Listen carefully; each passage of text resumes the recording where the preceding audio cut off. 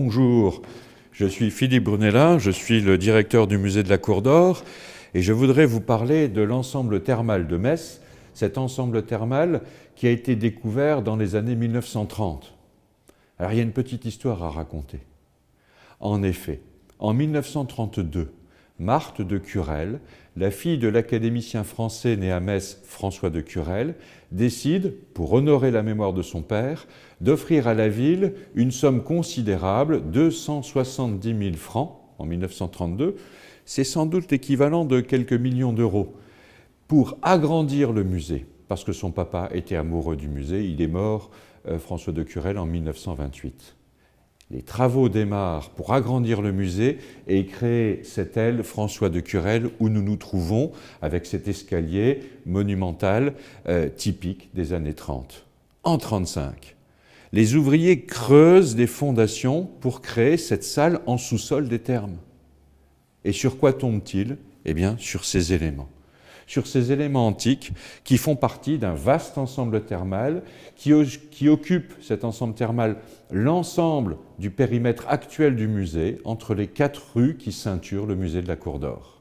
Nous voilà donc devant un ensemble thermal qui est construit sans doute à la fin du 1er siècle, tout début du 2e siècle de notre ère, et qui va rester en activité plusieurs siècles, et qui va, au cœur de la ville, au point le plus haut de la ville, être l'un des monuments emblématiques de ce que Metz devient, à savoir la capitale d'un territoire à l'époque romaine, le territoire des Médiomatriques.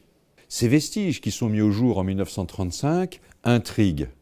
On comprend très rapidement qu'il s'agit d'un ensemble thermal.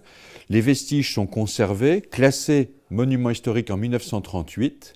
Et à ce moment-là, toute une série d'informations qui existaient déjà commencent à converger pour l'interprétation comme des termes de ce monument. L'architecture de ce monument, évidemment, invite à penser qu'il s'agit d'un ensemble thermal.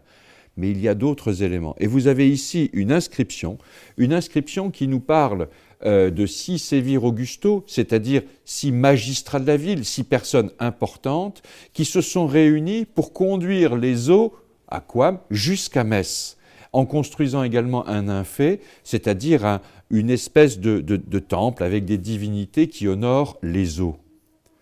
En effet, pour alimenter un ensemble thermal comme celui de la Cour d'Or, qui se trouve sur le point le plus élevé de la ville, ça n'est ni avec des seaux, ni avec des pompes, qui étaient très faibles dans leur débit à l'époque, que l'on pouvait imaginer faire fonctionner ces thermes.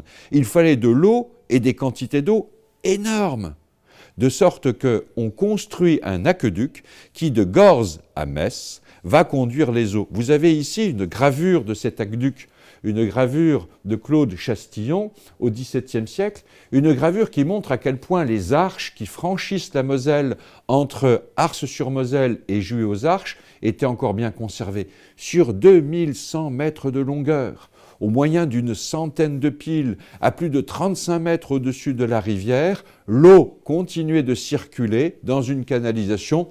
Alors 2 canalisations sur le pont aqueduc, une canalisation à demi enterrée pour le reste du parcours, et grâce à cet aqueduc, de l'eau arrivait par simple gravité en coulant jusqu'à ce point le plus élevé.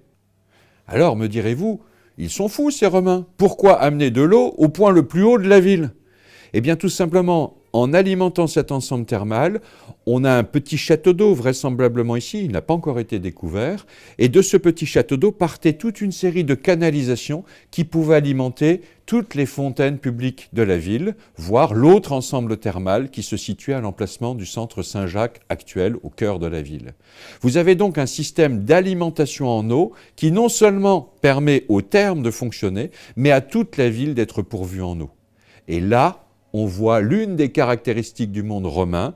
L'eau, source de vie, l'eau est extrêmement importante, pas seulement pour les cultures, mais aussi pour tous les hommes et toutes les femmes du monde romain. Et l'arrivée de l'eau dans la ville de Metz, capitale de la cité des Médiomatriques, est un des moments, un des facteurs qui démontrent la romanisation de ce peuple gaulois qui est devenu progressivement romain et qui a adopté les us et coutumes romaines. Alors, nous sommes ici dans l'aile François de Curelle et dans un vaste espace qui est vraisemblablement une salle chauffée. Pour l'instant, on pense qu'il s'agit d'un caldarium. Alors, caldarium, c'est un mot latin, mais qui veut simplement dire une salle chauffée.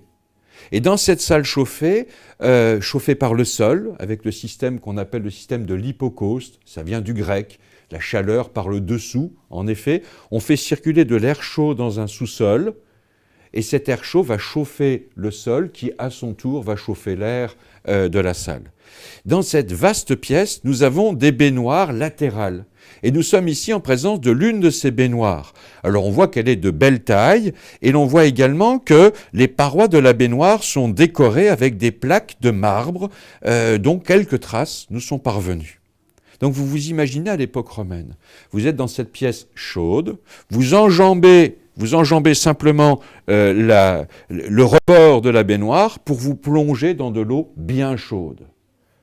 Alors cette eau bien chaude va vous permettre de vous laver avec à côté de vous, alors aujourd'hui on a cette surface noire, mais qui est en fait à l'emplacement de l'ancienne baie vitrée qui permettait d'éclairer cet ensemble thermal. Et donc imaginez-vous accoudé au rebord de cette baignoire, avec la lumière naturelle qui vient vous éclairer dans une eau bien chaude. Vous ressortez de cette baignoire, vous vous séchez, vous allez gagner ensuite une pièce tiède qu'on appelle le caldarium, la pièce tiède, et avant de partir, avant de ressortir, vous allez gagner le frigidarium, une pièce non chauffée, où là, une baignoire d'eau bien fraîche va permettre à votre corps de retrouver toute sa tonicité et toute l'énergie nécessaire. Dans ce caldarium où nous sommes toujours, il y a une alternance de bassins quadrangulaires, ces baignoires, et de bassins demi-circulaires. Et nous sommes ici devant un bassin demi-circulaire. Alors, on voit bien les pierres qui forment la paroi de ce bassin. Ce sont des pierres calcaires qui sont très régulières. Et juste en avant de ces pierres, on a un mortier qui est composé de chaux, de sable, mais aussi de briques pilées et de morceaux de briques. Des briques pilées et morceaux de briques qui donnent l'étanchéité.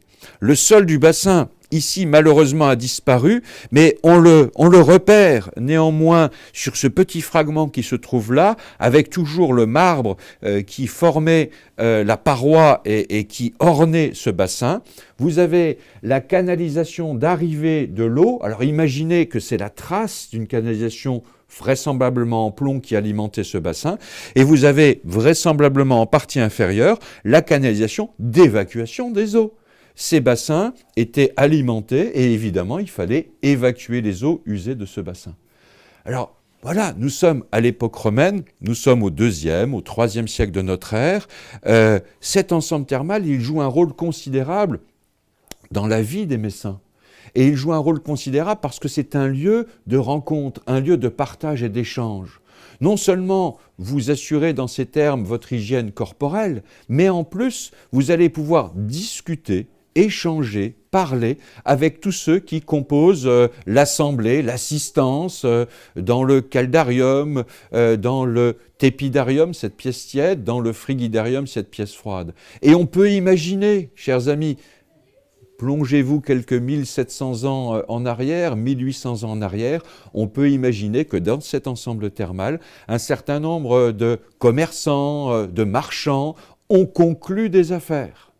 Et non seulement on pouvait conclure des affaires, mais il est très vraisemblable que dans cet ensemble thermal, comme dans d'autres, il y avait des espaces, des pièces où l'on pouvait jouer, où l'on faisait du sport. Une piscine est attestée à Metz, alors est-ce celle de cet ensemble thermal ou pas, on ne sait pas trop, mais une piscine d'extérieur existait aussi, de l'exercice. Et puis enfin, on avait vraisemblablement aussi une pièce, dans laquelle on pouvait trouver des manuscrits, alors sous forme de rouleaux, sous forme de tablettes, vraisemblablement, de rouleaux de papyrus ou de tablettes de bois recouvertes de cire, sur lesquelles on pouvait lire des textes. Vous avez une vraie bibliothèque. Chers amis, c'était une espèce de centre de bien-être, de sport, mais aussi culturel, à l'époque romaine, qui existait à Metz, à l'emplacement du musée de la Cour d'Or, grâce à cet ensemble thermal magnifiquement conservé dans nos salles de visite.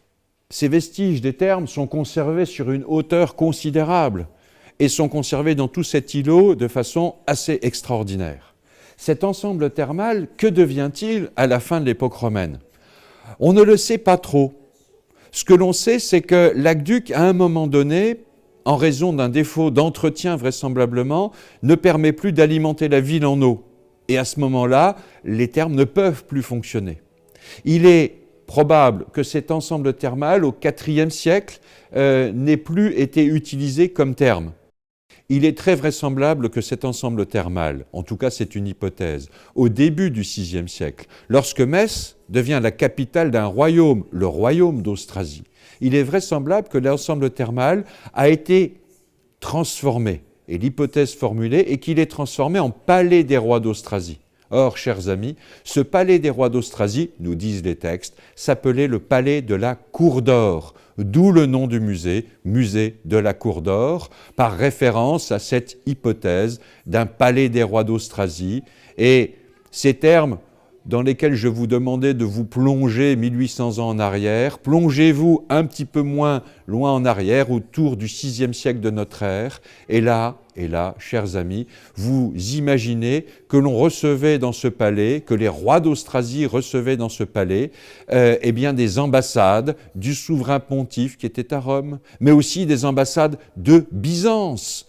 Des personnes sont parties de Byzance avec des présents, avec des cadeaux, des ambassadeurs sont venus rendre hommage au roi d'Austrasie et sont venus vraisemblablement eux aussi au palais de la Cour d'Or. Vous avez compris qu'on est ici au cœur de la ville romaine, devant un monument essentiel qui non seulement à l'époque romaine, mais sans doute au haut Moyen-Âge a joué un rôle considérable, et un monument que je vous invite à découvrir de façon beaucoup plus détaillée encore en vous rendant au musée.